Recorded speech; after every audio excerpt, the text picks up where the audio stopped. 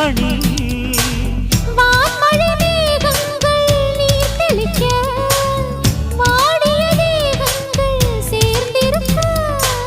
வாலிபராகங்கள் நான் படிக்க